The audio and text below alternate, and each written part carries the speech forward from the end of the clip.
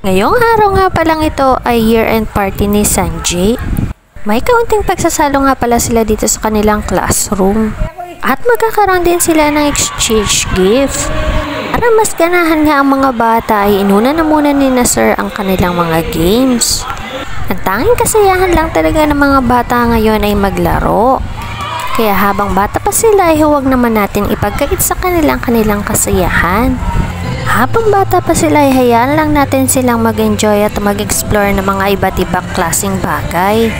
Dahil nga sa ganitong pagkakataon ay laro ang kanilang hinahanap ay naghanda nga pala si Sir ng pinakamaraming laro para sa kanilang mga grade 6 student.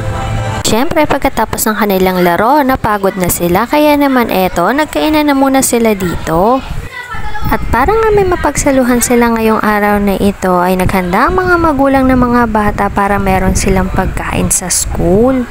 Maraming salamat sa mga magulang ng mga batang ito na naghanda at napaka-supportive talaga pagdating sa ganitong mga event.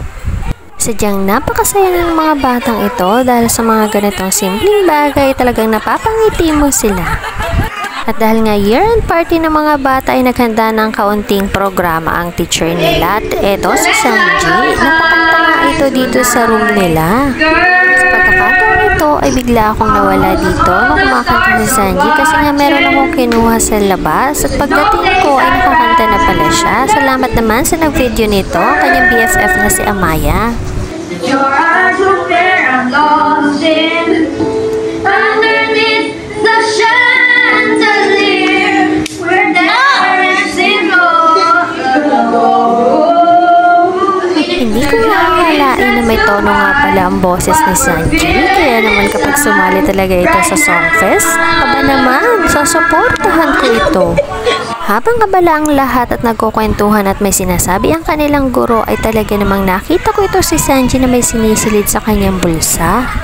Nang makita ko nga kung anong sinisilid niya sa kanyang bulsa ay aba naman 1.5 na coke.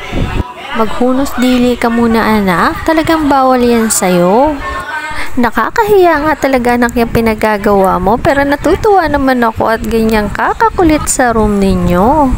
At ang sunod na intermission number naman nila sa kanilang room ay ito, sumasayaw ang mga girls at ito, nagmamash up na sila ng TikToks.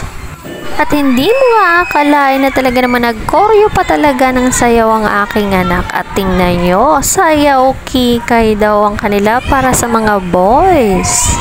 Ang buong akala ko ay si Sanji lang talaga ang may sinisilid sa bulsa at nang makita ko nga itong kanyang best friend na ito na si Bernard ay talaga naman ayan nagsisilid na rin sa bulsa ng kanyang 7-up. At syempre hindi pa natatapos ang kanilang mga games at nag-stop dance naman sila. At ang kanyang kapareha dito ay si Devin at ito kung makikita ninyo hindi talaga kaya ni Devin si Sanji na kargahin. Tuwang-tuwa kami habang pinapanood namin ng aming mga anak na ganito pala ang kanilang mga eksena dito sa room. Siyempre, iba ang mga bata kapag nasa bahay at iba rin ang mga bata kapag nasa eskwelahan. Nakakatuwa ang mga batang ito na hindi mo talaga aakalain na talagang masiyahin pala sila pagdating sa eskwelahan. Kung mapapansin ninyo, hindi ko talaga pinapalampas sa mga pagkakataong ito sa buhay ng aking anak.